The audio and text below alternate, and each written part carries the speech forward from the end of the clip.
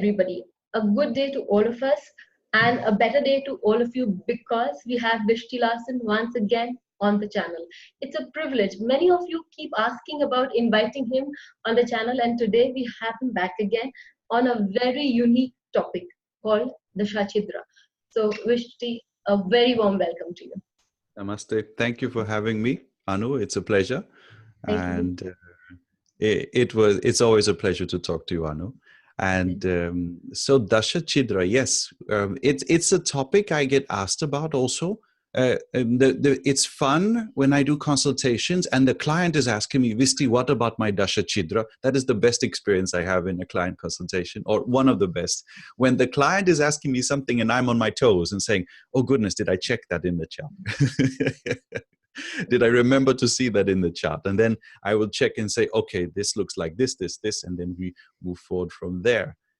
But I think maybe it's appropriate that when we start this topic that we should be talking about dashas in general first before we move to the topic. Yeah. Would you? Yes.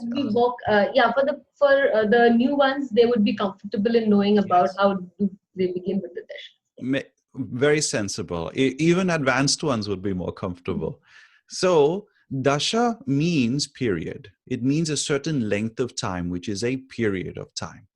And in Vedic astrology, and I think also in other forms of astrology from what I have experienced, the dasha systems which are applied are a way of depicting whether either signs or planets are changing and taking over a role in a person's life in chronological order from a beginning till an end. Okay? And that is supposed to be bifurcating different parts of the person's life sequentially. This helps us depict, well, just because you have Navagraha and 12 Rashis and so many other things that are there in an astrological chart, we are depicting that not all of them are working prominently from the beginning. I'm not going to use the term simultaneously. I'm going to use the word prominently. All right? So one graha or one rashi may become more prominent for a period of time, and then it loses its prominence in favor of another. This change which is there is in essence a change of dasha.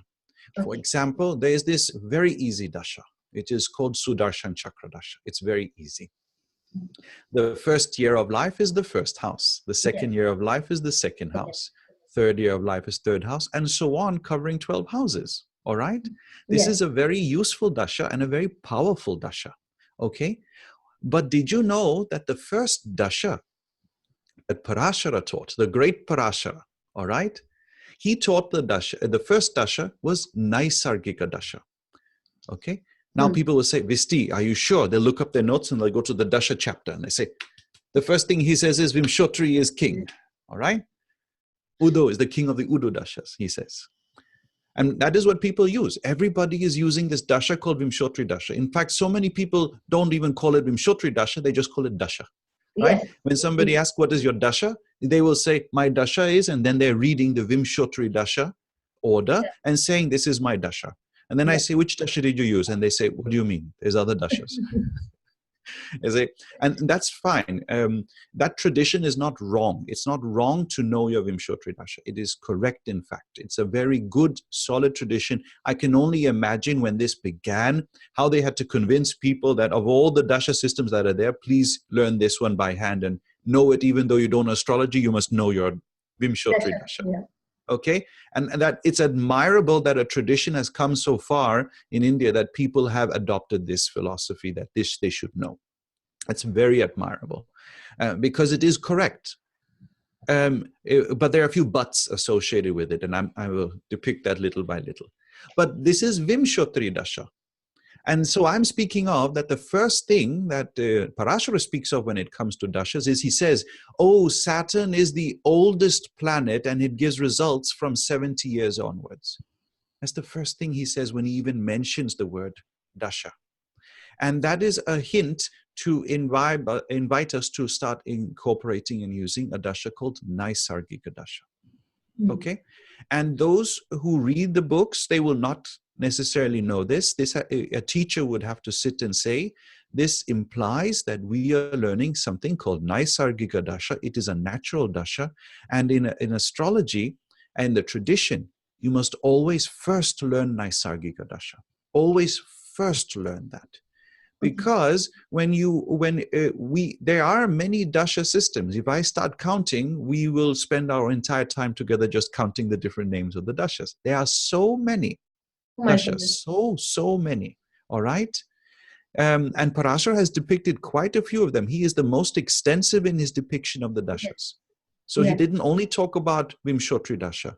He just alone among Nakshatra dashas, at the top of my head, I know Vimshottari. I know 4 variations of Vimshottari, plus give or take a few of them for different things like Prashna. And on top of that, we have 9 other variations of Nakshatra Dasha, plus 1 other Nakshatra Dasha called Kala Chakra. So if I add my 4, maybe 6, plus my 9, plus my Kala Chakra Dasha, just Nakshatra Dashas, ignoring some even, I have what? 17? Right? Maybe 17, something like that. Maybe 16, 15, something like that. And that is just nakshatra based. And then there are all these. You have Rashi based. And then there are all these, exactly. There are all these Rashi based dashas. And they're usually put in groups. Some are only for longevity, of which I was taught 5, just for longevity. Okay, and that's not the end of the list. These are 5 which are just for that. And then there's some falita, some are only for spirituality, some are only for wealth, just for wealth, for depicting wealth. Okay. Beautiful, right? Right. And so there's this beautiful broad system. Okay, but then in the tradition they will say, but if you don't know Naisargika Dasha, then you don't know any Dasha. Okay. So important. This Naisargika Dasha, Naisargika means natural. They will say the first year is the moon. Okay? When you're a baby. Yeah. And who's the most important in the first year? Mama. Okay? And then they will see moon for the first year. And then they will see, then you're starting to walk, you're building up strength. So from after 1 year of age till 3, that's Mars, building strength. That is what we call break stuff years. Okay, the kid is supposed to be permitted to break everything because that is building strength. Don't shout at the child at this age. If they break something, you should be proud of them. Okay, terrible tools. Yes, you could say that. It's very important that they break everything and learn how to break something, because if they don't, then they will not be brave. If you shout at a child at this age, you're making a coward. Okay. You have to break them brave. So only put things in their height which they're allowed to break and play with. Okay? Yeah. Now, then after that, so this is from post 3 until the age of 12. At this time, they are learning. The real learning starts. All the language will be formulated in this time. They will start school within this period of time. Their entire physical agility will become important here. Flexibility is more important. They build strength and muscle already. Now it's flexibility which is important. Their motoric sense. Mercury is responsible for that time until 12. And in this time, post 12, they are no longer your child anymore. You can no longer be their parent. In fact, that's what we say. You can try to speak to a 12-year-old or a post 12 years of age child and try to tell them what to do. It won't work. You have to reason with them why they have to do it. Okay? So after 12, exactly. You cannot tell them anymore. You cannot tell them because I said so anymore. You have to say, because this and this and this, it's a good idea. Your friends do this. And they'll also compare with their friends. They really listen to their friends. So be their friend after 12. Yes. Okay? And then they go through the hormone phase. My goodness. And this lasts from 12 years of age till 32 and is Shukra Naisargika Dasha. Most people get married in this phase. All right? Especially the last part, which is the last 1/3 of this dasha, ranging from just about 24, 26 until 32, just around that time. And we have a way of calculating that. When is it beginning, middle, end, and whatnot? All right? And in essence, they're going through puberty and everything, and they're becoming adults, little by little, as far as their physique is concerned. Then Guru Naisargika Dasha starts from 32. And from 32 till 50, there is only one objective: create wealth. Okay? Create a legacy. And in this time, you're supposed to raise your children. All right? In Shukra Naisargika Dasha, you should have the children, but after 32 in Guru Naisargika, you should raise the kids from 32 till 50. And then from 50, Sun will start. And he goes on from 50 till 70, and he says, now you have raised your kids. Now you have to get ready to leave the planet. Surya, be the single one, be the alone one. You have to prepare. Now people are going to get sick, people are going to die, you are going to be alone. Moving towards spirituality also, can't it be? That's right. It is in these years between 50 and 70 that you have to decide how your Vanaprashta is going to be. Are you going to live in the ashram, or are you going to live with your spouse? You have to decide in that time. Before 70, it must be decided. Okay? Because after 70, you don't have a choice anymore. Then it depends on how your body is. And from 70 till 120, longest time is Shani Dasha. That is the time we say a person will die, usually, expected. Yes. Okay. Yes.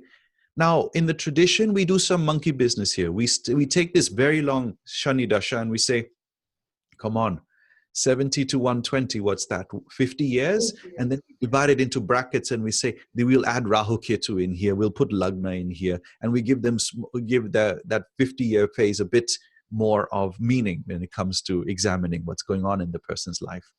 And so that is Naisargika Dasha. Okay? And if you don't know the person's age and you don't know the Naisargika Dasha, then you're really not reading the chart. Okay? Because you have to read the chart with this in mind. All right? Okay. So in the tradition, we'll first learn Naisargika Dasha, and then we will be taught there's not just one Naisargika Dasha, there are several. Okay.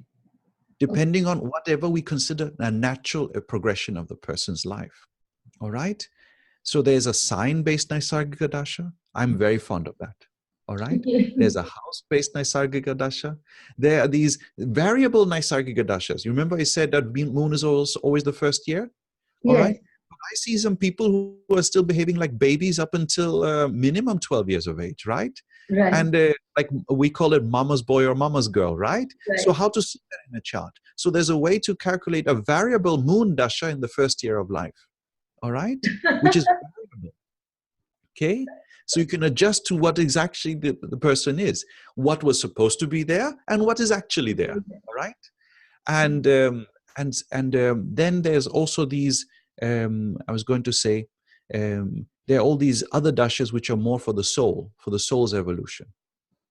Okay? These are these Kendradi Dasha, they're called. Okay. Okay. They are all about the soul's evolution. So there's so many dasha. Okay, so many. My mind is boggling just listening to you. If all of us had a book to write it, I think it would run into volumes, not just one single book.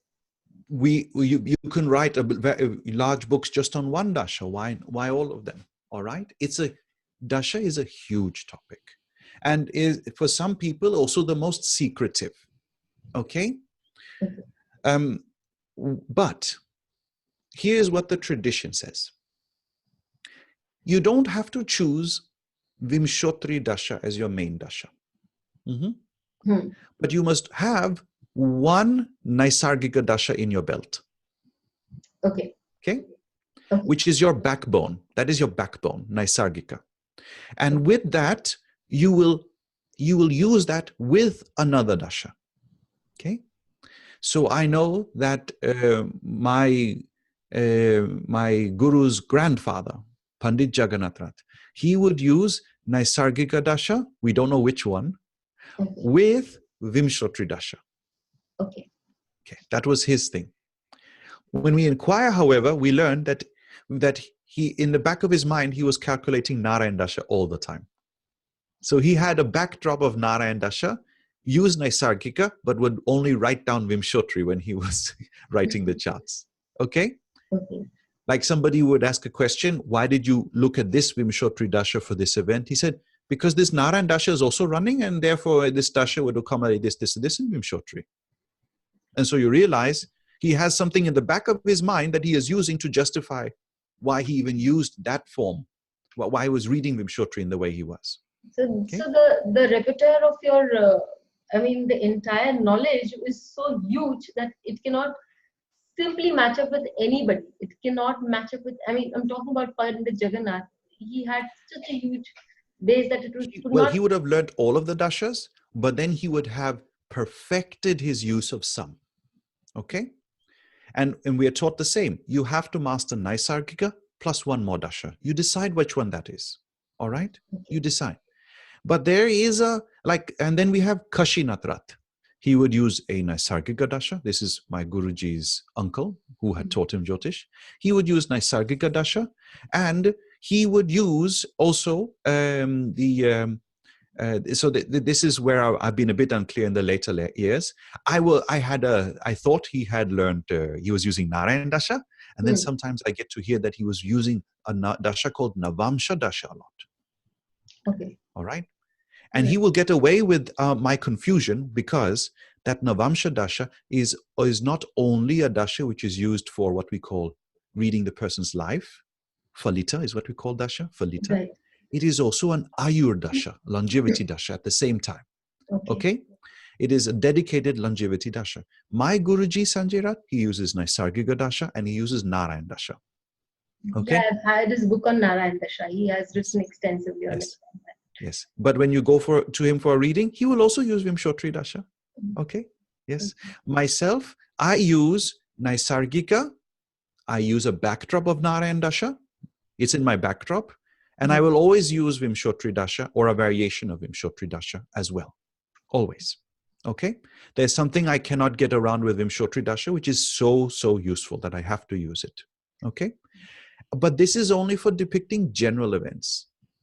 Then we are told you have to have this one grouping for general events. You must also have two dashas that you use for longevity. And then, so now what is always one natural one and one which you'll use to verify. Okay. So what is the natural longevity dasha? In the tradition we are taught, only one, Shula Dasha, always Shula Dasha. First house is 9 years, second house is 9 to 18, third house is 18 to 27, fourth house is 27 to 36, and so on, covering 108 years of life. Shula Dasha. And then to affirm those events, you'll use one more dasha. Okay? And that one more could be, there's a Brahma Dasha. Chara Dasha is very good for longevity. I know K.N. Rao uses Chara Dasha. It's very useful for longevity. Okay. So K.N. Rao is smart. He has a dasha which he uses to time general events, but it's also used for longevity. So you only have to learn one, not two, not three. Okay?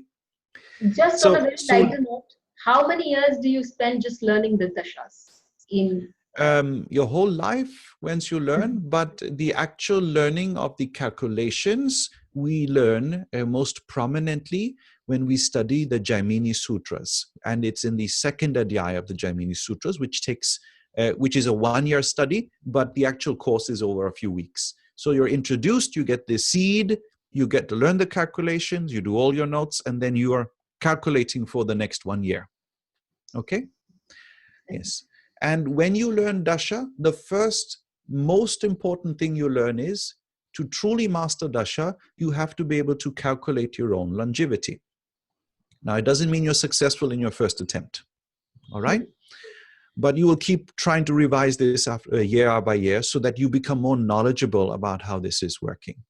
And then whilst I'm talking about something morbid like longevity, it is because there is only one thing that is certain in life, that we are born and we will leave this planet. All right.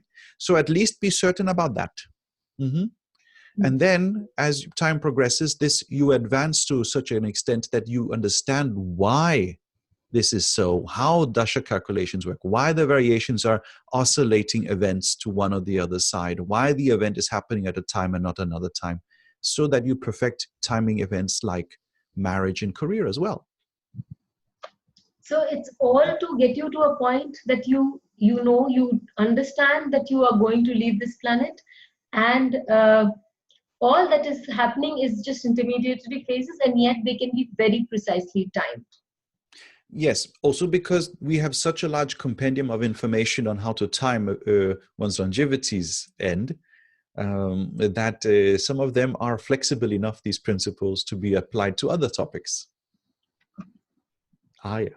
You'll see that longevity is the topic spent most time on in the classics, right? Yes, yes. Marriage and all is spent least on. But that's because the principles in that topic of longevity are also applied within the topic of other things. Okay. Okay. Yeah. That's one chapter I've always avoided. Did it for myself in the first year of learning and then got a shock of my life and left it there. Well, it can be shocking, but it has to be reasonable also, right? Right. It has to be reasonable. So shocks are not allowed. So that is dasha, okay?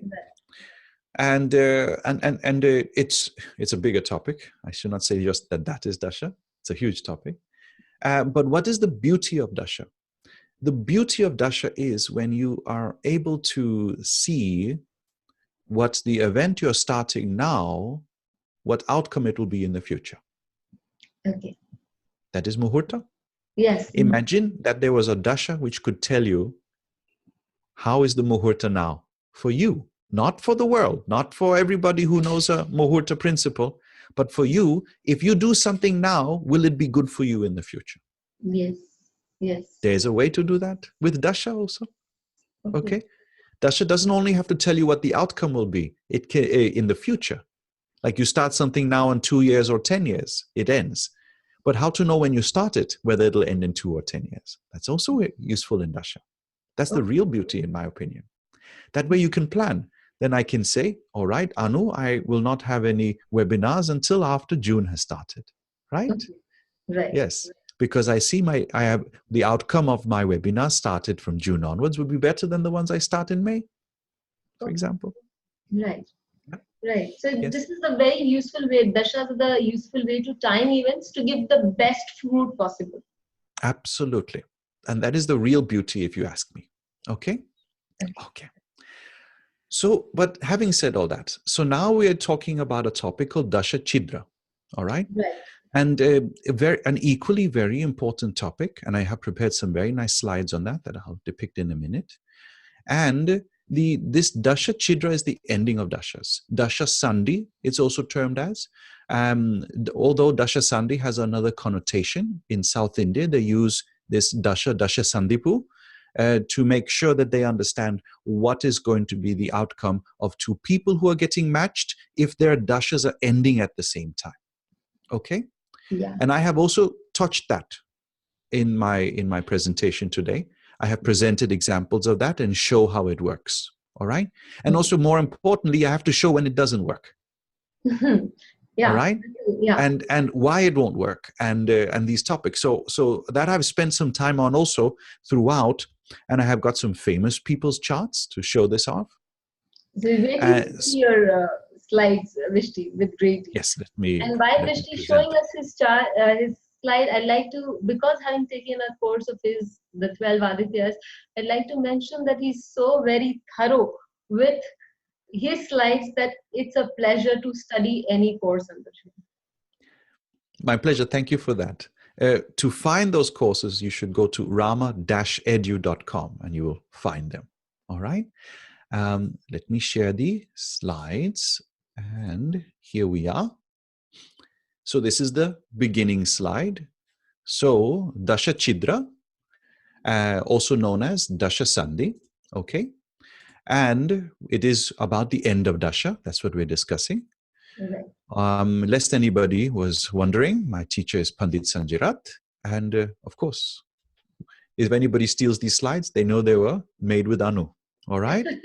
So now, when I started off this topic, I have all this information from my teacher on the topic. And I thought, well, my teacher doesn't sit down and recite shlokas every time we have to talk about anything. So I had to find out what was the classical source. Are we just making make-believe principles in astrology?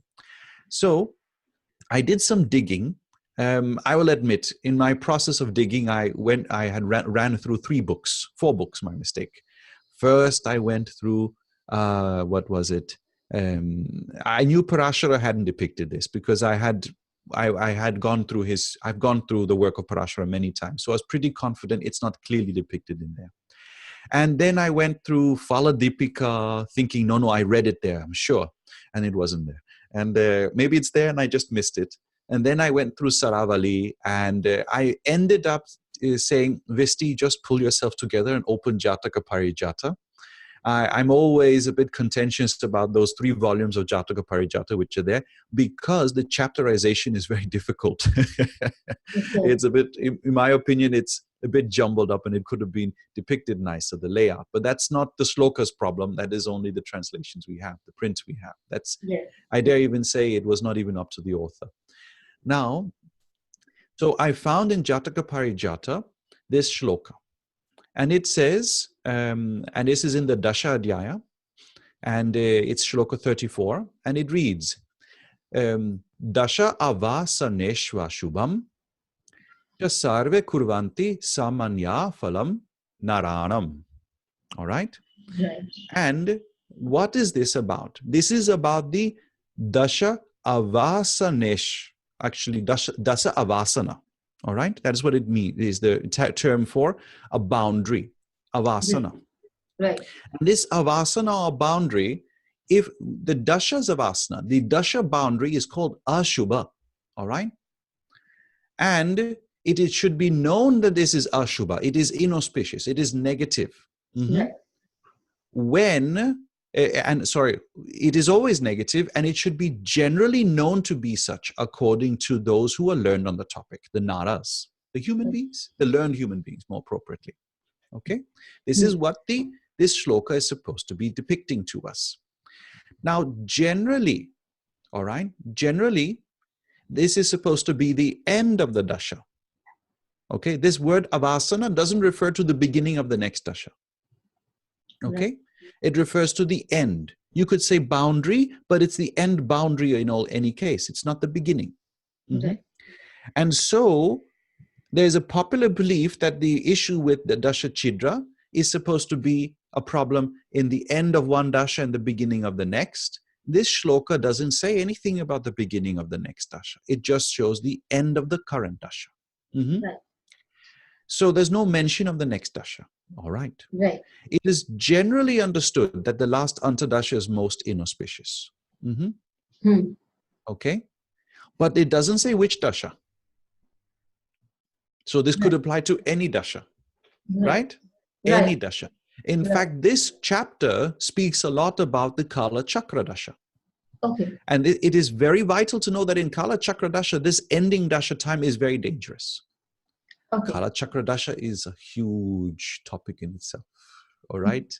I don't know how I would ever depict that in a webinar, the Kala Chakra Dasha. Such a huge topic and so interesting. All right. But that's a different thing. But is it always Vimshottari? Well, obviously, it is not only Vimshottari. It is only our limitation that we're using Vimshottari. But it is useful in Vimshottari as well. Okay. And then the question I would ask is, can we quantify which dasha endings are worse than others? Because I've gone through a few dasha Sundays now. I'm now in my 5th dasha since birth. Okay. So at least 4, all right, is what I've passed. And I can't say that I had many concerns in those dashas that I passed or in the junctions of them. I'm fine. All right, I checked. I said, well, this doesn't look bad. So when is there a problem and when is there not a problem? All right.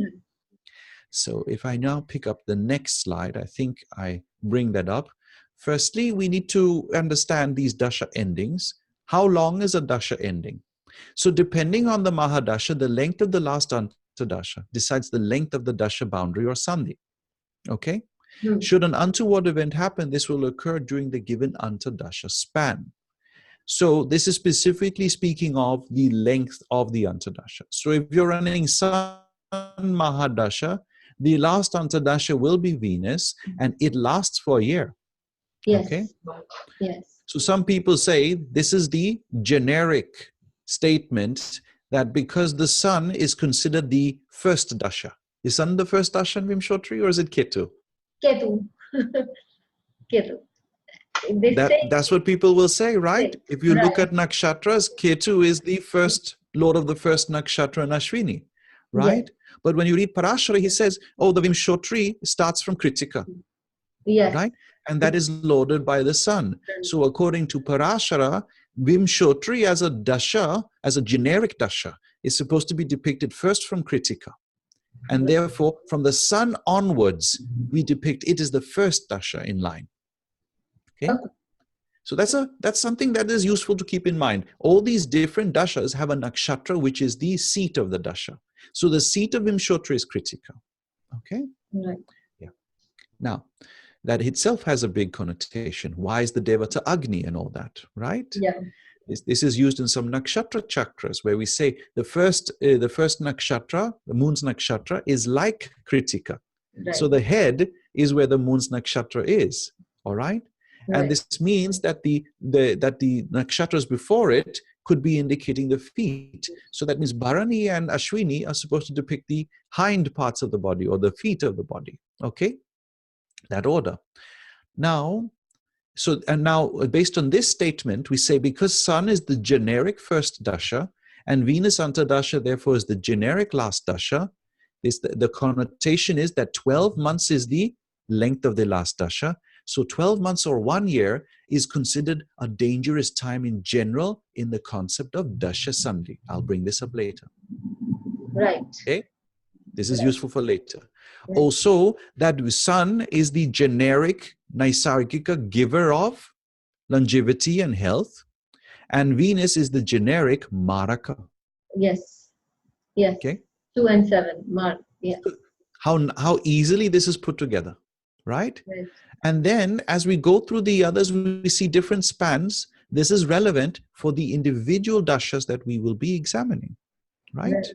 So if you're running Mars Dasha, you only have to be worried about the last 7 months wherein Moon Dasha will be running. Okay? And so on and so forth for all these others. This table is readily available. If anybody wants, I can share the slides of the same. Okay? Now, going a bit further. So, then I speak of a topic called Dasha Bhukti Sambandha. Why do I want to do so? Because now I want to quantify how is the Antardasha going to be. We know the Sandhi is the last Antardasha, the Chidra, the boundary. It is the last Antardasha. So obviously what decides whether this end is good or bad depends on that Graha. Okay. How is the last Antardasha? How is that Bhukti? All right? Right. And so a few points. Philosophy. The last Antardasha or Bhukti is also considered the Ati Mitra Graha of the Dasha. Have you heard of Navatara Chakra? Yeah. No, I haven't. So therein we say that the 9th Tara, let's say we calculate from a person's moon. Okay, yes. Exactly. Tarabalam. You're talking about Tarabalam. Yes. Exactly. See, I just have to mention it immediately. It makes sense. So the last one is called Ati Mitra, the most auspicious, the most friendly. He's supposed to be the protector of the entire Dasha. Yeah. Okay? So for every Dasha, the last one is the protector. Exactly. Yeah. Yeah. So now then we say, if this last Graha is poorly placed, then the kavach or protection of the Dasha is weak as well. All right? Yes. That is why it becomes more dangerous. And now the principle. Treat the Mahadasha as Lagna. Okay? If the Antardasha is in 2nd or 7th from it, it is considered Maraka and gives danger of death. This is what everybody will read. And they say, yeah, we know this, Visti. And then I will say this. If in 6th, 8th, or 12th, it is called Bhiti. Okay? Which means fear.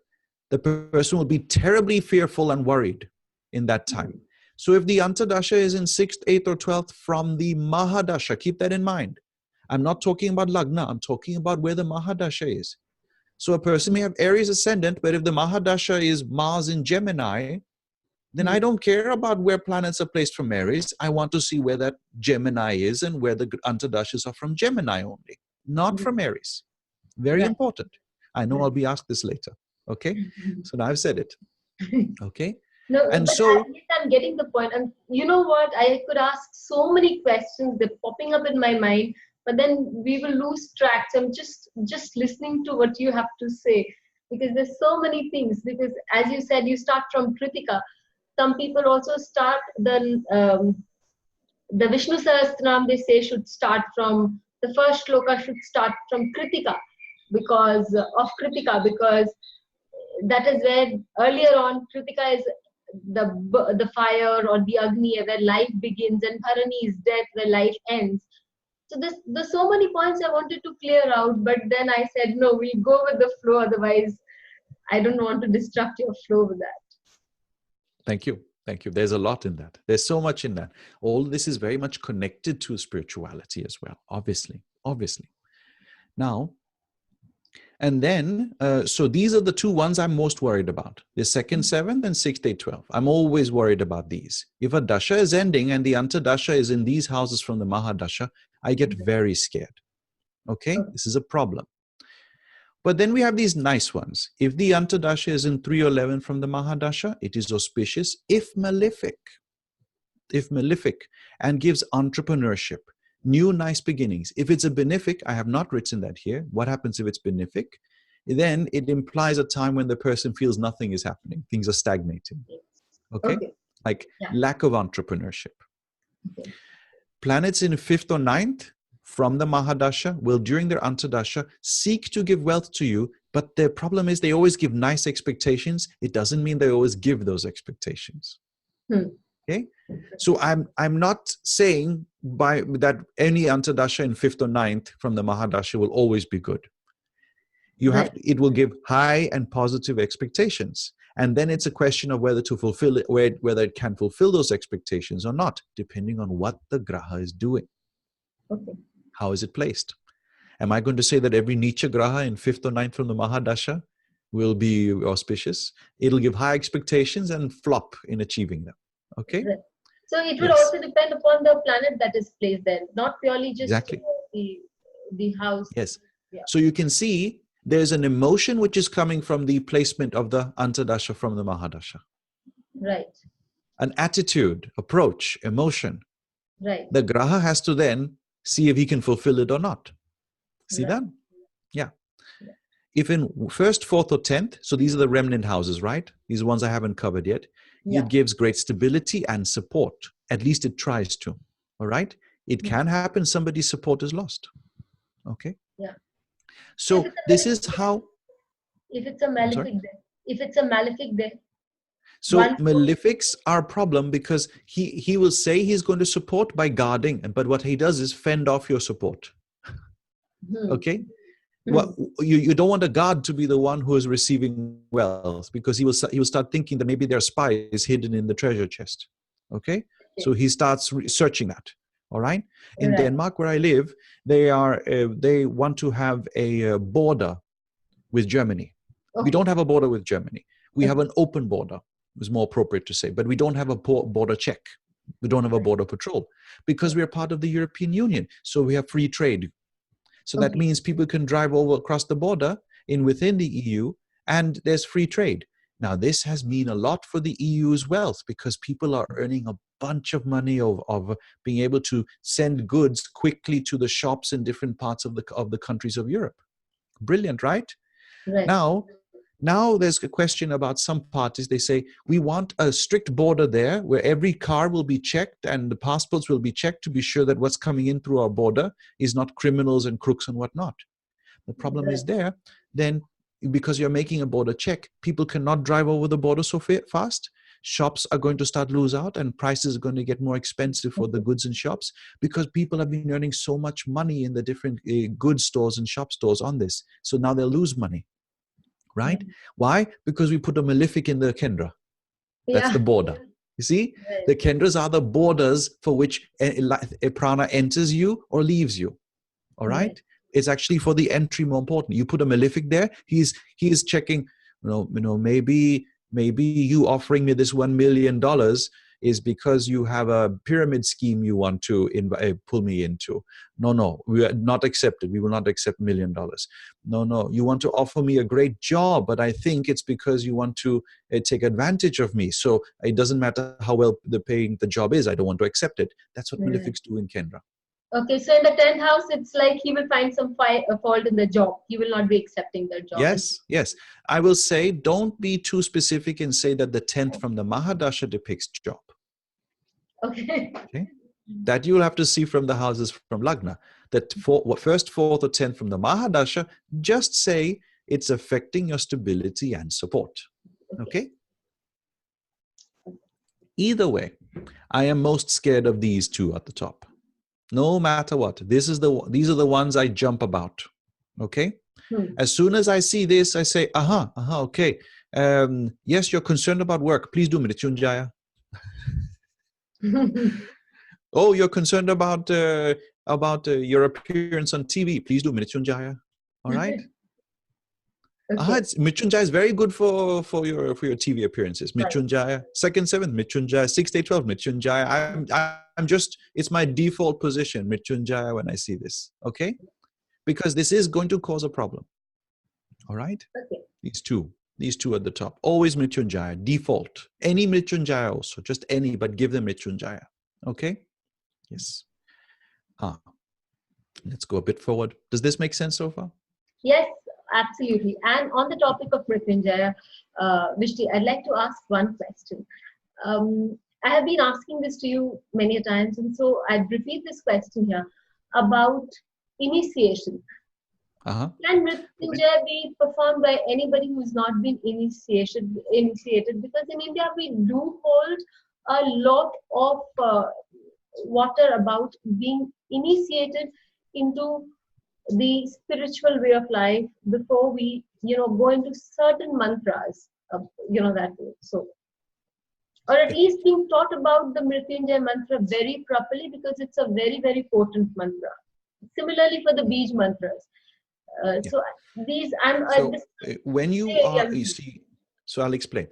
So I was taught that principally you could take any of the riks in the Veda and recite. Principally, you can. All right. But you have to take them as is. You cannot add anything to them. Right. Now, Mrityunjaya, as given in the Rig Veda, everybody can and should recite. Everybody under the sun, all right, can and should recite and have no fear in giving it to anybody. Okay. No worries. Just give it. All right. Even if you don't give any other mantra and you're worried about it, you can just say, please do that Mrityunjaya of the Rig Veda. No problem. But it has to be as per the Rig Veda. Don't do any monkey business there. Now, furthermore, when you get initiated into Mrityunjaya mantra, you actually not usually getting initiated in Mrityunjaya, you get initiated into Mrita Sanjeevani mantra. Right. Now, that mantra requires bijas to be added to it. And then it looks very different than the Mrityunjaya, which is there in the Rig Veda. Then there are some bijas. Om, Haum, Jum, Sa, Bhur, Bhuvaswa, and so on, so on, so this, that, and then something at the end. Okay? So that looks completely different. And then there are some who have different initiations. They Om, Haram, Jom, Sa, and so on. Different. So that requires diksha. Somebody has to sit down, speak it into your ear at the right time, in the right place, so it becomes received. There is no YouTube diksha. There is no phone diksha. It has to be in person. Everything has to be done properly. Even muhurtas will be done to make sure it's a proper diksha. So, but that is Mrita Sanjeevani. Mrita Sanjeevani is when you're trying to bring somebody back from life. Somebody is dead and they're like, okay, Mrita Sanjeevani. They're dead, Mrita, and we will give them Sanjeevani. They will rise from the ground, okay? Now we're necromancers, right? So, so that's very, very different. Right. I just want people to maintain their good health as is. Mrityunjaya as per the Veda. So when you ask, does it require diksha? As it is what is given in the Veda, no diksha required. So it's then as it is, it's Om Trambakam Yajamahe Sugandhim Pushtivardhanam. There's not even Om. Okay. Yeah. There's not even Om. Okay? So, okay. Yeah. So that is the answer to that. Everybody can do it. They know another Mrityunjaya, they can also do that. No problem. Okay? Okay. Yes. A bit more. Oh, here's an example. So I don't know if our slides can show this properly, but this is Princess Diana. This is her chart, Princess of Wales. And I was looking at her dasha, and I saw that in the Vimshottari Dasha of Jupiter Mahadasha, in the end of it, during Rahu-Ketu Dasha, she had a very untoward event. It's an unfortunate incident. Right. Now you look at Guru, it's in Makara, and Right. Rahu is in the 8th from in Simha. So this does not look like a good event, right to say? Right. And I see here that Rahu and Mangal are joined. Rahu Mangal is supposed to be a combination for accidents. Yes. Yes. Now, the next step you will take is, if this accident has anything to do with the 4th house, it may be car accident, because 4th house is where vehicles are. And we see this is Kumbha, and Kumbha is loaded by Shani, but the Kumbha is also, we say in our tradition, loaded by Rahu, and Rahu is joined Mangal. So this is a vehicular accident, and being in the end of Guru Mahadasha can cause a risk to life. Bhiti, we are scared. There's a risk. There's danger. Right. Okay? There's danger here. And so we know this is actually the time when she passed away. Right. She died in a road accident. Okay? Yes. Yes. And then we could, at this stage, consider, okay, who is the culprit, who's the victim, and all that, and start working there. But at first glance, I just need to depict that. Step 1, what is the Mahadasha Guru? The Antardasha is Rahu. It's the last one. Is this dangerous? This is in 8th from the Mahadasha. Rahu is in 8th from the Mahadasha, and it's joined Mangal. This is very, very dangerous. And we will say there's a risk that the person may not be able to cross this Sandhi, this Chidra. Chidra is going on. All right? And other people are now going to start saying, oh, there's Maraka, there's this, there's that. I'm fine with that. Go ahead, pick that. My interest is just showing what's going on. Right. Okay? Right. Notably, see here, if we saw where Rahu was from the Lagna, it is in 10th house. If Rahu is in 10th house, the person goes on many pilgrimages. Maybe she was going on pilgrimage and that's why she was driving. Right. Okay, she was going to a church or a temple or something like that. But I'm interested in that. This is dangerous time to go to that pilgrimage because it's in 8th from the Mahadasha. Right. Maybe next time, maybe if she had waited for Rahu Mahadasha in, let's say, Rahu Antardasha in Shukra Mahadasha. See Kendra, right? Now they're in Kendra. If Shukra was the Mahadasha, Rahu Antardasha, then she could still go on that pilgrimage, but it would not be dangerous for her life because it's in Kendra instead. And then instead, she will just have an issue in that she's blocked at the door because this is Kendra and a malefic. So she'll be told she cannot enter the church because they're doing some renovations or something like that. But point is, the Mahadasha made all the difference in this particular Antardasha. Right. What are we also putting across now? Many people, they just read the Antardasha, ignore the Mahadasha. You have to see the relation of the Mahadasha and the Antardasha Lord also. Yes. Many people nowadays, when they have to read dashas, I've seen some people say, just forget the Mahadasha. Just read what the Antardasha is. It's for a shorter period of time. It's easier to depict the event. That's half the truth. Yes, it's true. You can depict the exact event with the Antardasha. But if you miss the Mahadasha, you cannot really say for sure if it's a good or bad event. Right. We know this is a terrible combination from Jupiter and Saturn. It's a fine combination from Mercury, Sun, and Venus. That the Mahadasha being different will make all the difference for this combination during its Antardasha. Right. There we go.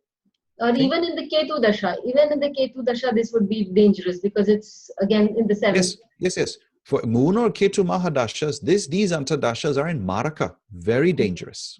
Exactly. Very dangerous.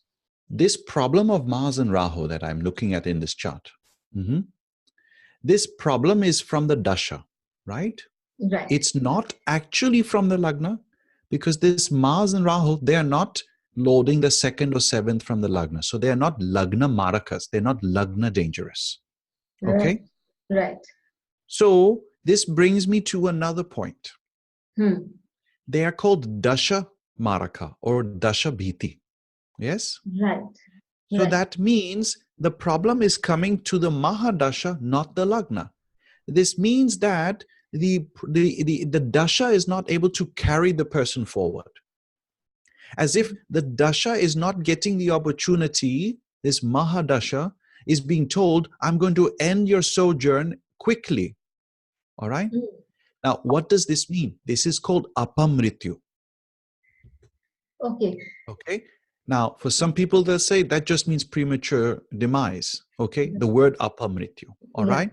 But for me, that has a very deep meaning because it implies that everything apam mrityu, that means anything which is happening premature, Yeah. implies that you have somehow appropriated some karma which is not allowing you to fully live out your life and longevity. It is due to habits and mistakes committed in this life itself. Exactly, but that And is I was going to ask you that it is something not that the person had got along with him, because it's, as you said, it's not related to the lagna, it's related to a particular dasha. So it was not a karma that a person had got with him. It was due to one it's not dasha, fair one to planet. fully say that they didn't bring it with them. It's not fully to say it was not completely part of the karmas because it's there in the birth chart. Right. But the slight distinction we make is we say that there will be some issue, but depending on how you've lived in this life, you can cross this issue or not. Okay. Okay? Okay. Because when it's called Dasha Maraka or a Dasha problem, and all Dasha Sandhi, all Dasha Chidra is touching the topic of premature issues. All of it, the entire, whether I take matches between couples or individuals, or how I'm going to show in a few. This portion only is 2 more slides. Beyond this, there's more after this. So that entire topic is all about whether the person is doing prayers, mantras, at least eating healthy, living a good life, following dharma. Okay? And if they do, then these problems don't show up. Right. Even if she had an accident, she would have survived, is I'm supposed to say. I don't know what she did wrong. That's not my place to say. All right? I can Right. maybe get an idea from some points in the chart. But the point is that this is where there's a test coming. Dasha Sandhi is a test. If you have lived well in that time of the Dasha, then you can cross the Dasha Sandhi.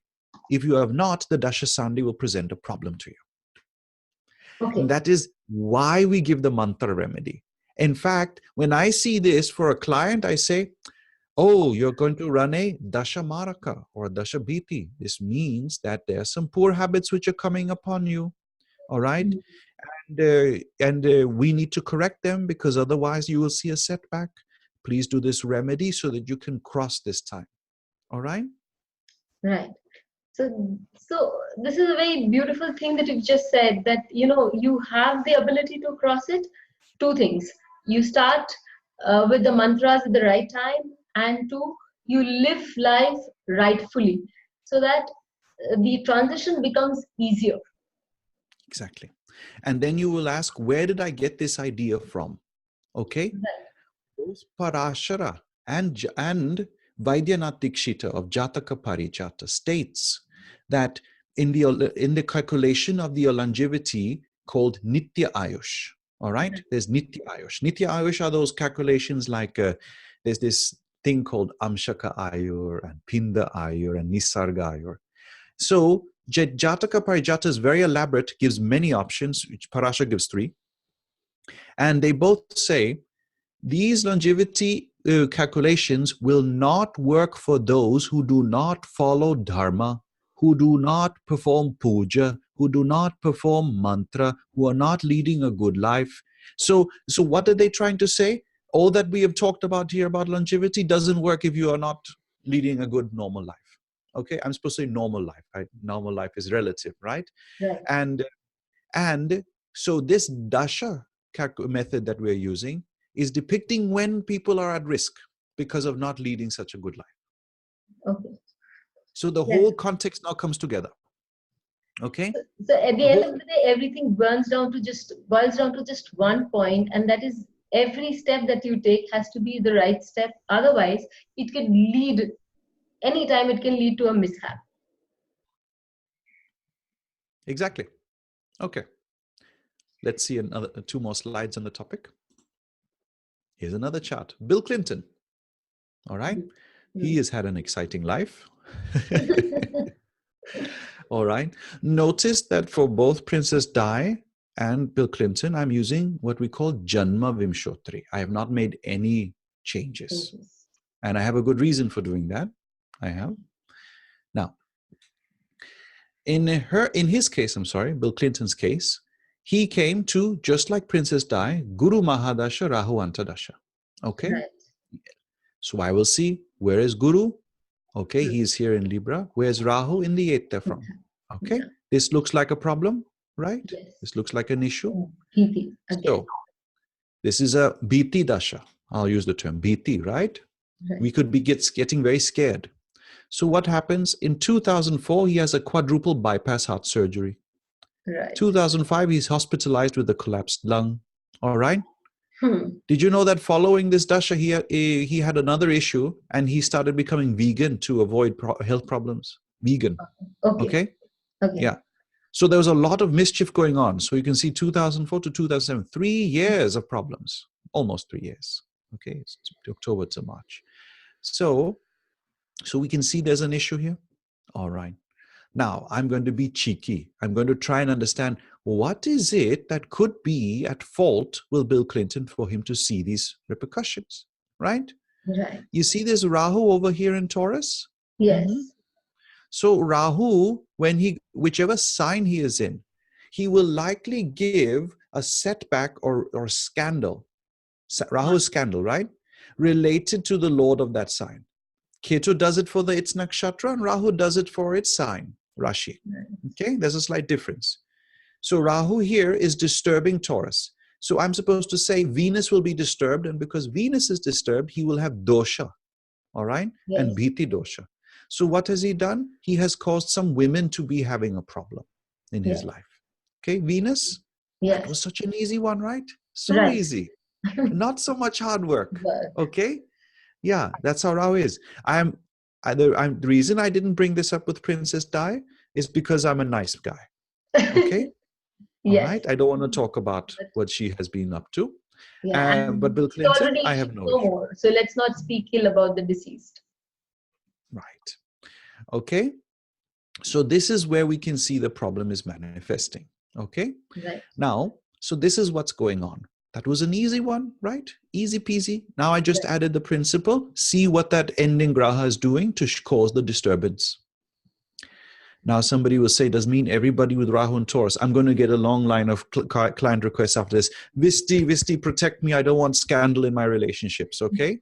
And then I will say, well, Bill Clinton had it coming because in his chart, he has an Aruda Lagna. I'm adding something here. He has an Aruda Lagna. And in my calculation, his Aruda Lagna is in Tula. If somebody says it's in Makara, I will say we have to talk about Aruda calculation, but it's in Tula, all right? And there is a Rashi Drishti of Rahu to Tula, so he will have a lasting reputation of scandal upon him. Rashi Drishti means lasting. Graha Drishti means temporary. So that is what he has. And the scandal is about Venus. And although the scandal did not happen here, in this time of Rahu Antardasha, it happened much earlier. Yes. Okay? Much earlier. I think it happened around his Buddha Antardasha. That's a separate issue. So, but this is the time when he suffers the repercussions of it in the Dasha Sandhi. Yeah. Okay? So he has the scandal combination. Not everybody with a Rahu in their chart will have scandal. Okay? Yeah. Okay. And so far, so good. Yeah, you're right, because it made it to the news in 2000 when, the most important news of the last decade, it was one of them. The Lewinsky scandal. In fact, I think the Lewinsky scandal was early. I did my numbers. It was much earlier. Okay. It wasn't in 2000. Either way, that's a separate topic. Okay. So now we've covered that. Let's see one more chart. Ronald Reagan. All right. Yes, another prominent person, right? All these famous people. Yes. And so I had done some numbers and calculations, and I found out, well, Ronald Reagan, when he was in Saturn Mahadasha and Guru Antardasha, so this is the last one, between 92, almost 93, given in December, till 95, he was diagnosed with Alzheimer's. Yes. And then some people joked, we think he had it much earlier. All right. But we see that that's when it really hit him. That's when it started affecting him really. Okay. Yeah. And we look, where is Saturn? Saturn is the Mahadasha. We start with him. He is in Aries, Mesha. Where is the Antardasha Guru? In 7th of Maraka. So this is called Maraka, not BT, Maraka. All right. So there's a worry here that's coming up. Some issue is coming. Okay. Now, so he was diagnosed with Alzheimer's at that time. He showed real issues with it and he was diagnosed. Okay. Hmm. Now, then we ask, what is the origin of this problem? Now, careful. If the graha, which is the Antadasha, which is causing the problem, is having any link to the kendras from Lagna, then the person is having a serious fault in their behavior. Serious fault. Okay? Now, this is because the Lagna indicates your Satya. How truthful are you? Right. The fourth house indicates your Shuddhi. How pure are you? How much purity do you have in your heart? Okay? Right. Pure people do not cheat. All right? Right. So this is telling us not only about, whether you cheat or don't cheat or lie, rather. There's an aspect of lying which comes from the fourth house. Lagna is truthfulness, yes, but there's an aspect of this which also comes from the fourth house. All right? Yeah. And also infidelity. The Right. potential infidelity will be first found from the fourth house. Okay? Yeah. Seventh house is how compassionate you are. Okay. The four pillars of Yeah. dharma. The four pillars of dharma. Yeah. And the last one, 10th house, is how much tapasya you have, how much tapabala you have. Okay? How do you work? All right? How hard do you work? We see that his guru is the Lagnesha. So it could be that there's a question about his truthfulness. Why am I convinced it's truthfulness? Why, Visti, did you not say it was his purity of heart? It is because I see this as Guru-Ketu yoga. And Guru-Ketu yoga is a very, very nice yoga for a person to be pure. So in matters of relationships, he must have been very clean-hearted. He did have a divorce, okay? But he would be very clean-hearted in all his relationships with this combination. All right? Very clean person. All right? But we see the Lagna is having one Papa Graha and another Buddha is over there. He's becoming even more Papa over here. This Buddha is the Badakesh over here. Serious Papa is going on over here. All right? Truth. So we know that when it came to his truthfulness, maybe he wasn't so honest. Okay? And it is a rarity to find an honest politician, right to say? Yes. Yes. And so because of this, we see this could be the cause of the Alzheimer's that arose with time. Okay? And became very prominent between this ending time, Saturn Dasha, Jupiter Antadasha. Right. Yes. Okay. So that was my introduction to Dasha Chidra. All right? How will we use it on a daily basis with charts? How to really examine it? We also know a very good remedy to deal with it now. Okay? Why did I say Mrityunjaya when we are worried? Because when a person is running Maraka Dasha, you need Mrityunjaya. That's straightforward, easy peasy. But when a person is running the Bhiti Dasha, Bhiti is that 6th, 8th, 12th, that's not the same as Maraka, it's fear. So there you need to worship a Devata who gives Abhaya Mudra. Right. And then I said, you can also do Mrityunjaya for that. Okay? Shiva gives you Abhaya Mudra, he removes fear. So the same Mrityunjaya will work, even Om Namah Shivaya will work. Yeah. Then you'll ask, Visti, what about Diksha? Particularly when it comes to Diksha of the Panchakshari, Namah Shivaya can be done by everybody. Om Namah Shivaya requires Diksha from a priest at best. Okay? Yeah. When you get the Om, it's slightly different. And then the mantra is also slightly different in the sense that Namah Shivaya is for Rudra, Om Namah Shivaya is for Sadashiva. Slightly different. Okay. That now at this stage, I'll be taking the subject to a different level and different topic. And we are having a bit of a, you could call it a section now. So this was the first section with Vishti on Dasha Chidra. To recap, the first thing we learned was an amazing amount of dashas available to us to work on. Though all of us, not all of us, most of us think dasha means just Vimshottari, but no, there's a plethora of dashas which we don't even know the names of to work on, and variations thereof. Then we come to see that when there is a dasha, the first dasha that, let me put it here, is Vishti says you need to know Naisargik dasha. That is very important. Then we come to a place where there is how the dasha ends, and when the dasha ending period, how does it relate, its relation, remedy, and how you can do certain amount of put in good word, good deeds and the mantras to remedify as well as protect yourself from going through a bad Dasha Chidra. So this was the first line. Keep watching us on the same channel for more on Dasha Chidra. Thank you so much, Vishti. Thank you so much.